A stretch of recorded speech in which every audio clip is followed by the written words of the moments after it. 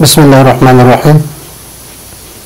وقد تقسم القضية باعتبار الموضوع.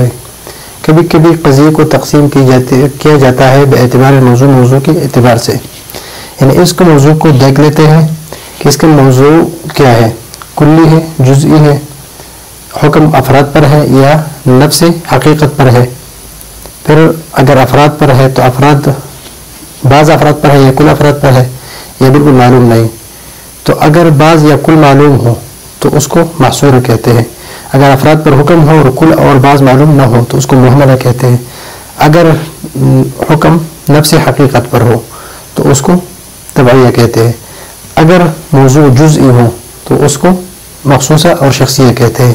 تو چار قسمیں بنتی ہیں. ایک ہے شخصیہ،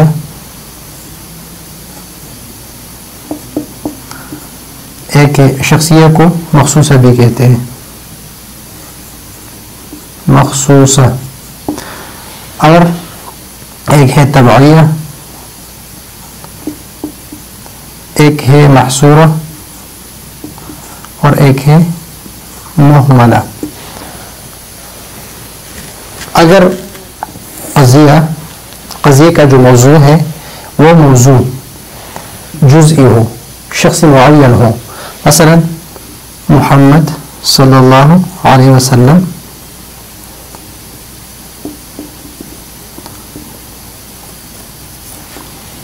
رسول اللہ، الاسلام دیننا، پاکستان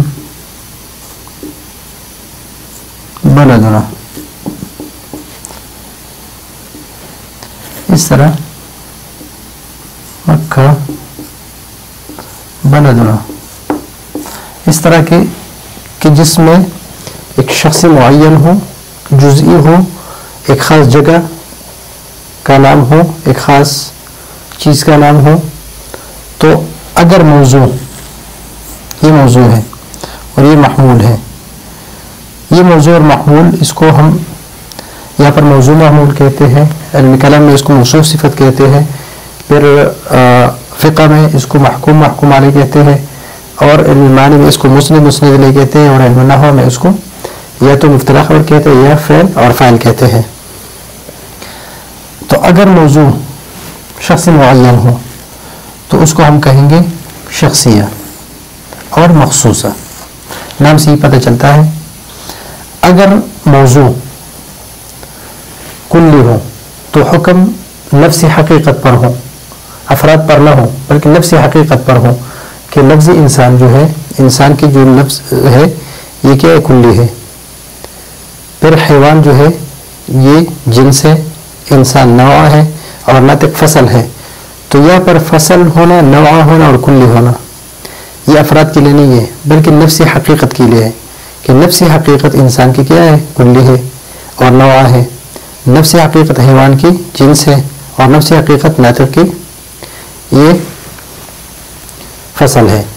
تو اگر حکم نفس حقیقت پر ہو تو اس کو ہم تبعیہ کہتے ہیں، اس لیے کہ حکم تبعیت پر ہے. اور اگر حکم افراد پر ہو تو پھر دو قسم ہے اس کے. حکم افراد پر ہو تو اس کے دو قسم ہیں. یا تو ہمیں یہ معلوم ہو کہ حکم سارے افراد پر ہے یا بعض افراد پر ہے، اور یا یہ معلوم نہ ہو کہ حکم سارے افراد پر ہے یا بعض افراد پر ہے. اگر معلوم ہو تو اس کو محصورہ کہتے ہیں، اگر معلوم نہ ہو تو اس کو محملہ کہتے ہیں. تو تبعیہ کی مثال مثلا الانسان نوع، انسان نوع. تو یہ انسان جو ہے یہ کیا ہے، نوع ہے، لیکن انسان کے جو افراد ہے زید، عامر، بکر، یہ نوع نہیں ہے. یہاں پر نوع کا حکم لگانے کس پر ہے، انسان کی حقیقت پر ہے، انسان کے افراد پر نہیں ہے. تو اس کو ہم کہیں گے تبعیہ، قضیہ تبعیہ. ابھی ہم دیکھیں گے کہ اگر حکم افراد پر ہو، حقیقت پر نہ ہو، افراد پر ہو، تو افراد میں یا تو حکم سارے افراد پر ہے، مثلا کل انسان حیوان، اور یا بعض افراد پر ہے کہ بعض الحیوان انسان. تو اگر کل حکم کل پر ہے یا بعض پر یہ معلوم ہو تو اس کو ہم کہیں گے محصورہ. مثلا کل انسان فی ہذہ الدنیا، سارے انسان اس دنیا میں ہے جو زندہ ہے. تو یہاں پر جو زندہ انسان ہے اس دنیا میں ہے تو حکم کس پر ہے؟ انسان کی افراد پر ہے. تو ابھی انسان کے افراد اس دنیا میں ہے. لفظ انسان انسان کی حقیقت اس دنیا میں موجود نہیں ہے بلکہ انسان کے افراد موجود ہے. تو یہاں پر حکم کل پر ہے یا بعض الانسان ہے؟ بعض الانسان فی ھذا المکان، تو حکم بعض پر ہے. تو اگر حکم کل اور بعض معلوم ہو تو اس کو ہم کہیں گے قضیہ محصورہ. اگر یہ معلوم ہو کہ حکم کل افراد پر یا بعض پر ہے تو اس کو ہم کہیں گے مہملہ. تو ابھی عبارت دیکھ لیں. فالموضوع ان کان جزئیا وشخصا معینا سمیت القضیہ تو شخصیتا، تو اس کو کیا کہیں گے؟ اس قضیے کو ہم قضیہ شخصیہ کہیں گے. وہ مخصوصتاً، اور اس کا دوسرا نام کیا ہے؟ مخصوصتاً. اس طرح آپ کا یہ قول کہ زید قائم، زید کیا ہے؟ شخص معین ہے اور جزئی ہے. تو یہ قضیہ کیا ہے؟ پورا قضیہ کیا بنا؟ قضیہ مخصوصہ اور قضیہ شخصیہ.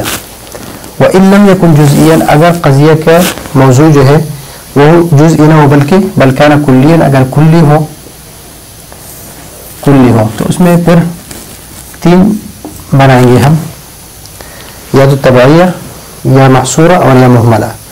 اگر حکم نفس حقیقت پر ہو فهو على انحاء، کئی قسم پر ہے.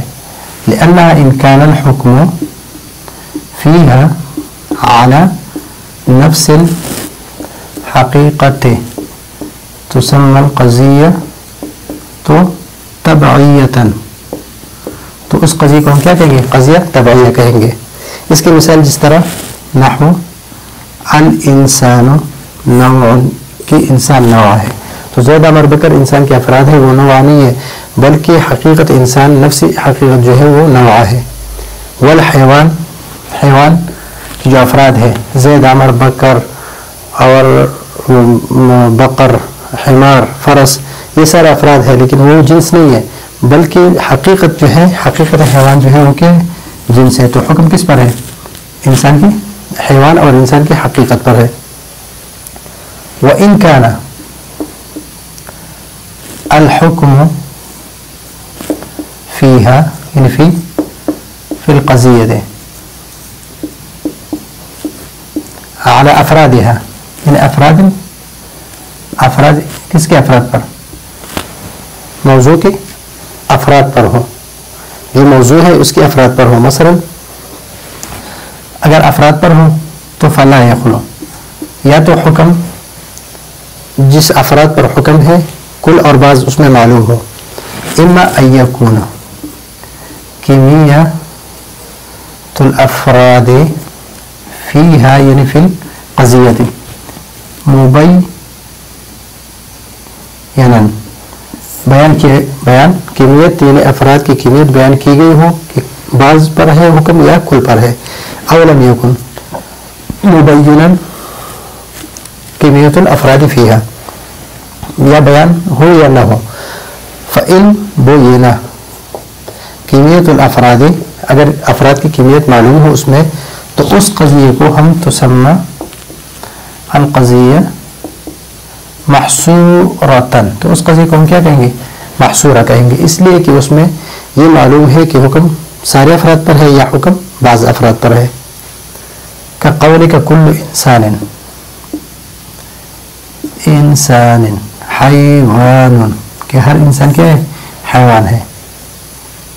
یا کل مسلم يدخل الجنہ. تو یہاں پر حکم کل افراد پر ہے اور یہاں پر حکم موضوع کے بعض افراد پر ہے. موضوع کیا ہے؟ حیوان ہے. اور اس کے بعض افراد پر حکم ہے. یہاں پر موضوع کے کل افراد پر حکم ہے تو کمیت معلوم ہے. تو جب کمیت معلوم ہے تو اس کو ہم کہیں گے قضیہ محصورہ.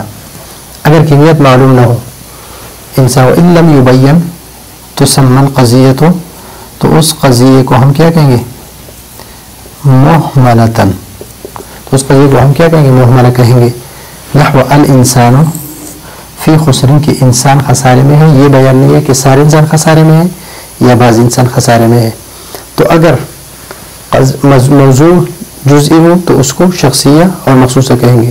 اگر کلی ہو تو حکم نفس حقیقت پر ہو تو تبعیہ کہیں گے. اگر افراد پر ہو تو افراد کی کمیت معلوم ہو یعنی افراد کل افراد اور بعض افراد یہ معلوم ہو تو اس کو ہم کہیں گے محصورہ.